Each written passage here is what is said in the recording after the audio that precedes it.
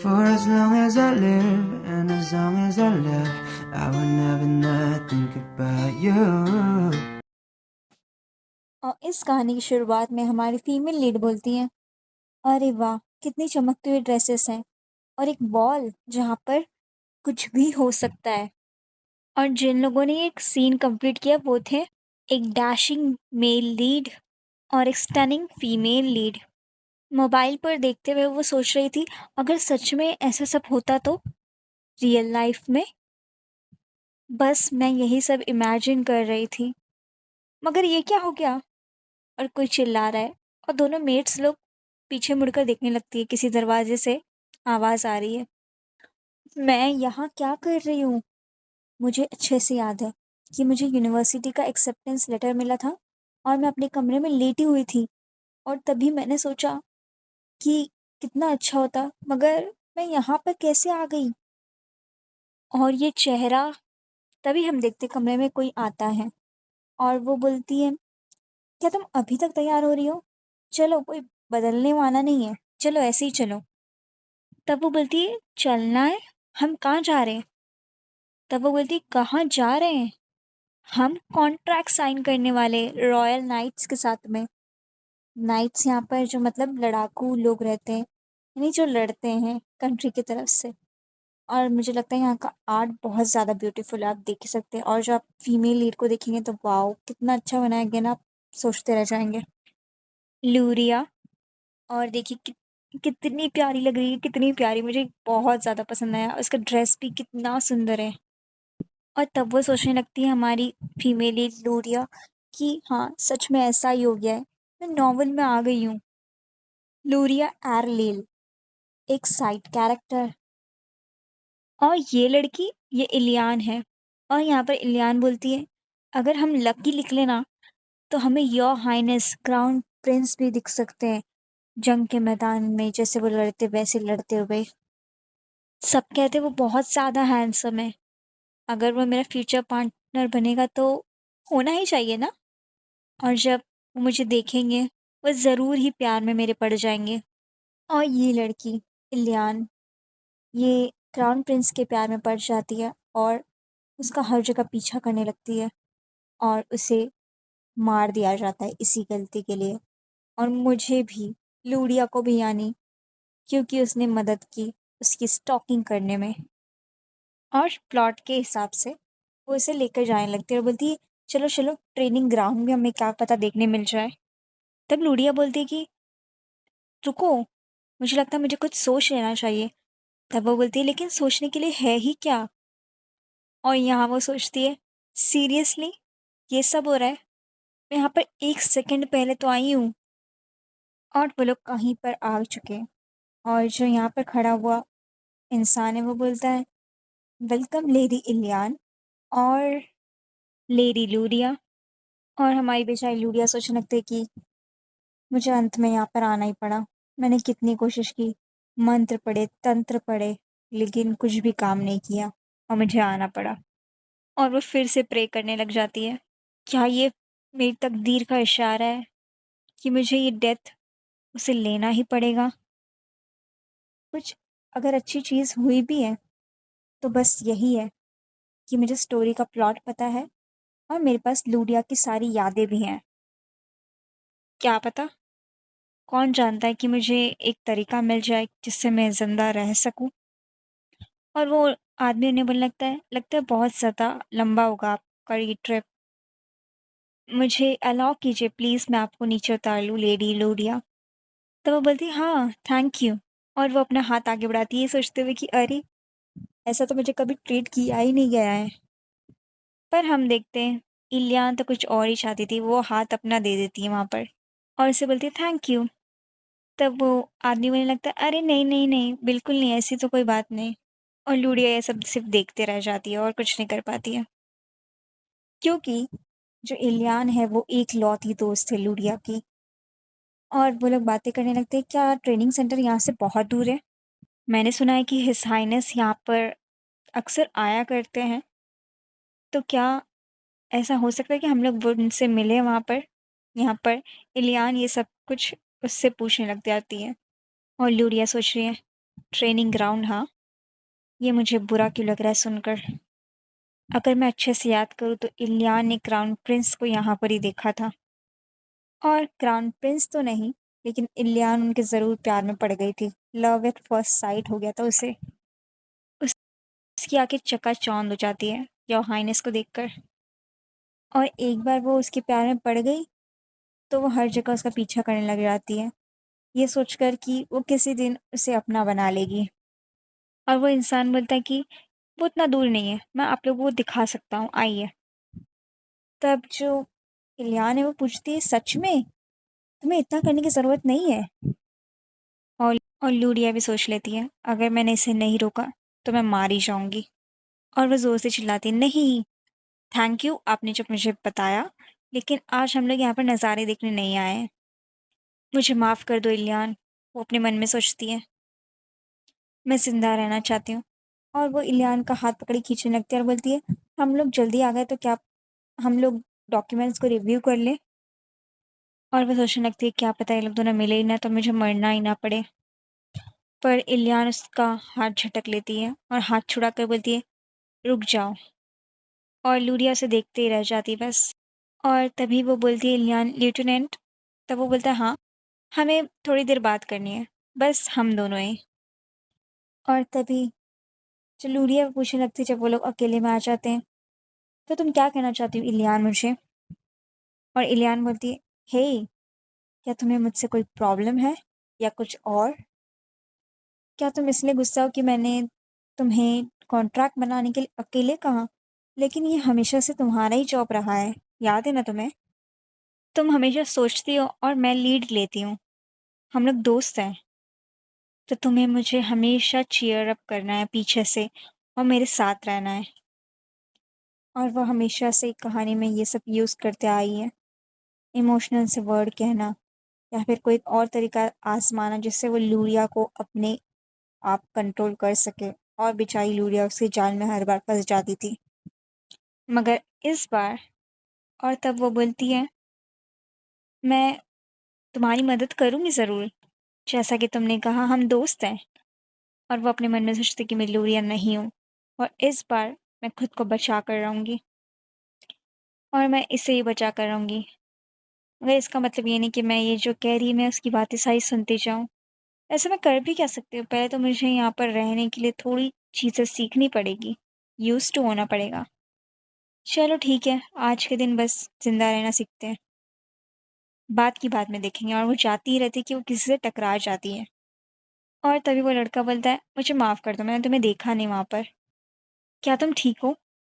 और हो चुकी है कहानी में क्राउन प्रिंस की एंट्री, तो आप देख सकते हैं ये भी काफ़ी सुंदर बनाया गया है, मुझे बहुत अच्छा लगा। तब वो सोचने लगती है, क्या अगर क्राउन प्रिंस इस वक्त यहाँ पर आ रहा है तो योर हाइनेस वो जैसे ही बोलती है पीछे पलट कर देखती है, और हम इलियान को खो चुके हैं। और वो मन में चिल्लाने लगती है, प्लीज़ प्लीज़ मुझे जीने दो प्लीज़। और आप ही देख सकते हैं कितना प्यारा बनाया गया है। और ये सब होता ही रहता है, तभी पीछे से कोई आता है और बोलता है, योर हाइनेस अभी हमें चलना चाहिए। और योर हाइनेस बोलते हैं, ठीक है समझ गया, तो मैं चलता हूँ। और यहाँ पर वो सोचती, क्रेज़ी, हाँ, वो कितना हैंडसम है, वो अपने मन में चिल्लाने लगती है, वो सच में कितना हैंडसम है। मुझे नहीं लगता मैं अब इलियान को कसूरवार समझ सकती हूँ, वो इतना हैंडसम है ही, मैं क्या बोलूँ अभी। क्या ये सच में अलाउड है, वो इतना स्टनिंग दिखता है असल ज़िंदगी में। और ये सब हमारी लूरिया सोचने लगती है उसे देखकर पहली बार, एक एंजल। और तभी इलियान बोलती है, लूरिया, और हमने लूरिया को भी खो दिया है गाइस। और इलियान तो अब सीधा-सीधा बोल दे रही है, मुझे लगता है मैं प्यार में हूँ। और वो बोलती है, अरे यार, चलो अब मैं लगता है कि पूरी तरह से हारने वाली हूँ। और तभी इलियान अपनी कहानी शुरू कर देती है, तुमने देखा? तुमने देखा क्या, वो उसने मेरी तरफ कैसे देखा? तुमने देखा क्या? Oh my God! इतना पैशनेट गेज़ मेरे लिए सिर्फ़। अगर क्या पता वो मुझे प्रपोज़ कर दे तो?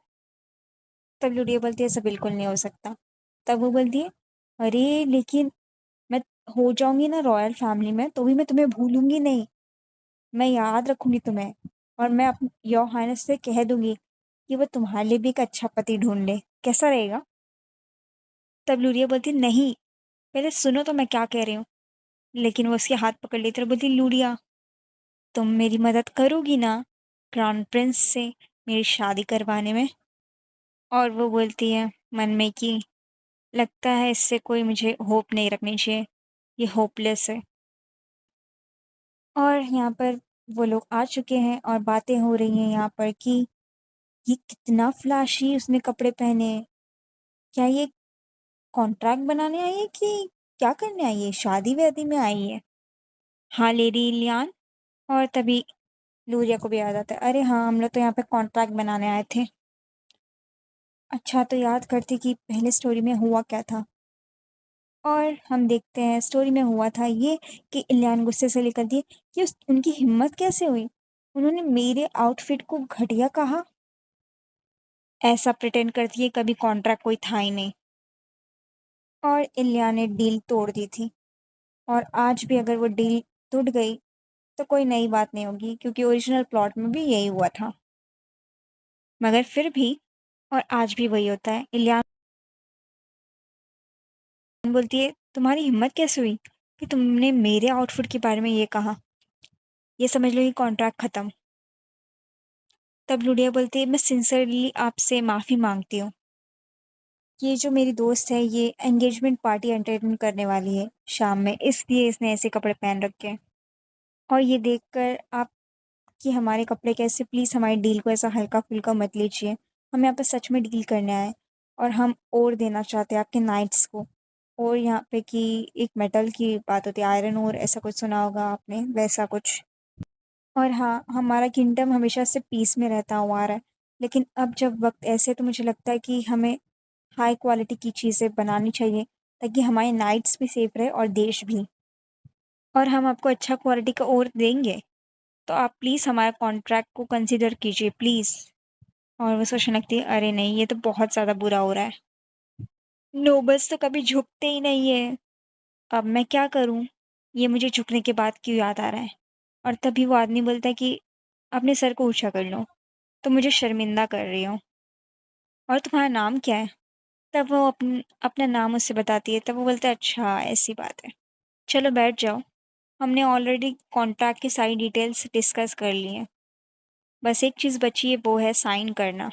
अरे हाँ मुझे याद है कि मैंने तो अपने आप को इंट्रोड्यूस ही नहीं किया, मैं हेड मैं हेड हूँ इम्पीरियल गार्ड्स का, मार्कस रोमन बैडहार्ट। तब वो सोचने लगती है, मार्कस? और वहाँ पर सबसे पहले रॉयल्टी वाले आते हैं, फिर ड्यूक, फिर मार्कस, तो ये कोई आम नोबल तो है नहीं। वो समझ जाती है, और मैं आज इनके साथ में कॉन्ट्रैक्ट करने आई हूँ। अब जो हमारा ग्रुप है बेचने वाला, वो इनके प्रोटेक्शन में रहेगा।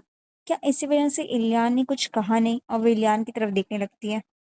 वो जब थोड़ा वक्त लेती है साइन लेने के, तो वो लोग बोलते हैं, आपने हाथ की रोक दिया अपने, लेडी लूडिया, और हम चाहेंगे कि आपके ग्रुप के साथ में और हमारे साथ में एक अच्छा बॉन्ड हो। और वो सोचने लगती है कि मुझे ऐसा क्यों लग रहा है कि मैंने कुछ ज़्यादा ही अच्छी चीज़ कर दी है अभी, और वह थक चुकी है, आज तो बहुत सारी चीज़ें हो गई। और जो इलियान थी उसे बीच रास्ते में ही उसने छोड़ दिया था उसके घर पर। और वो सोचने लगती है, अगर मेरे पास लूडिया के यादें नहीं रहती तो मुझे लगता है कि आज मैं ये सब कर पाती। ये रीज़न कि मैं ये डील क्लोज़ करना चाहती थी, उसकी वजह भी लूडिया ही है। लूडिया जिसने सबसे ज़्यादा काम किया और लोगों से इलियान्स पैलेस में, हमेशा वो छुपी रही इलियान की वजह से, वो चमकती रही, और किसी ने लूडिया पर कभी ध्यान ही नहीं दिया। मैं बस उसके ऊपर थोड़ी-सी शाइन डालना चाहती थी, यही मेरी छोटी-सी विश थी। और तभी जब वो उतरने लगती है, उसके मॉम-डैड बोलते हैं, तुमने बहुत अच्छा काम किया, तुमने बहुत मेहनत की लूडिया। और वो सोचिए दूसरी वजह ये थी कि मैं जो अब चीज़ें करने वाली हूँ, वो ओरिजिनल लूडिया बिल्कुल नहीं करती, क्योंकि मैं वो हूँ ही नहीं। और वो बोलती है मैं घर आ गई हूँ मॉम डैड। और यहाँ पर लूडिया के बारे में बातें हो रही हैं। मानना पड़ेगा उस लड़की को। मुझे लगता है कि वो जो बड़ी-बड़ी बातें फेंकने वाले लोग होते हैं उनसे काफ़ी अच्छी थी। मैं सोच रहा हूँ कि मैं कई और तरीके से उसे सपोर्ट भी दूँ और मैं चाहूँ तो मैं उससे पर्सनली भी कनेक्ट कर सकता हूँ। और तभी सामने वाला इंसान बोलता है कि ये तो बहुत ही अलग हो रहा है। मैंने पहली बार आपको देखा है इतने समय बाद कि आप किसी की तारीफ़ कर रहे हैं। लेडी लूडिया हाँ, मैं बहुत ज़्यादा क्यूरियस हो रहा हूँ कि वो किस तरह के इंसान हैं। और हम देखते हैं रात हो चुकी है और लूडिया आके बिस्तर पर पड़ चुकी है और बोल रही है, ओह! अब तो मैं अकेली हूँ। मेरे जो पेरेंट्स हैं वो कितने दयालु हैं मेरी तरफ। वो लोग सच में बहुत अच्छे हैं। पर अब मुझे लग रहा है कि मैं कुछ समय के लिए तो वापस नहीं जा सकती हूँ इतने अचानक से। जो मैं लूडिया में अचानक से आ गई हूँ मुझे लगता है कि मैं वैसे ही लौटूँगी भी। तो अब मुझे क्या करना चाहिए? ये पता लगाना चाहिए कि मैं कैसे ज़िंदा बच सकती हूँ तब तक के लिए। और ऐसा तो नहीं है कि बिल्कुल होप ही नहीं है। ओरिजिनल स्टोरी के बिल्कुल अलग मैंने नाइट कमांडर के साथ हमारी डील क्लोज़ कर दी है। तो क्या पता इलियान भी चेंज हो जाए या बस मुझे ऐसा लगा ही था। और हम देखते हैं नेक्स्ट सीन में ही ज़ोर-ज़ोर से चिल्लाने लगती है वो, लूडिया अगर मैं क्राउन प्रिंसेस बन गई तो मैं महारानी बन जाऊँगी ना? सही कह रही हूँ ना मैं? तब मैं इम्पीरियल कॉन्सॉर्ट बना दूँगी तुम्हें। और टेक्निकली इसका मतलब होता है जब वाइफ़ नहीं होती है, तो वो सबसे ऊँचे दर्जे पे रखी जाती है, जो और वग़ैरह चीज़ें औरतें रखता है एक एम एक महाराज। पर कितना ही पर्दा डालने की कोशिश करें, एक जो वाइफ़ नहीं है औरत वो वही होती है। और वो सोचती है कि तुम चाहती कि मैं वो बनूँ? क्या तुम्हारा दिमाग ख़राब हो गया है? और वही इलियान की बातें चालू हो जाती हैं। सोचो मैं क्या कुछ कर सकती हूँ ना, क्योंकि मुझे पॉलिटिक्स के बारे में कुछ नहीं पता है तो तुम अगर रहोगी, तो तुम उनको देख लेना और मैं बाकी जो तुम्हारे नीचे रहेंगे मैं उन्हें देख लूँगी। कैसा रहेगा ये सब? इस तरह से तुम बोर नहीं होगी और ये मेरे लिए भी अच्छा है। कैसा रहेगा? और वो सोचने लगती है कि हाँ, सिचुएशन भले ही चेंज हो सकती है मगर इंसान नहीं बदल सकता। क्या मेरे से पंगे ले रही है? और उसे गुस्सा आने लगता है। तब वो बोलती है कि भूल जाओ इसे, मैं कहीं और देख लूँगी, मैं इंटरेस्टेड नहीं हूँ।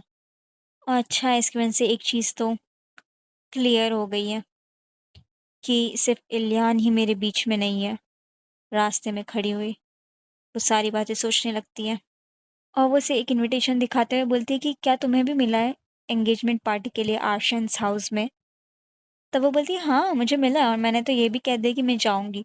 वैसे भी क्राउन प्रिंस आने वाले हैं, तो मैं मिलने तो जाना ही पड़ेगा मुझे। पर क्या तुम भी जाने वाली हो? तुम्हें तो ऐसी पार्टीज़ पसंद नहीं है।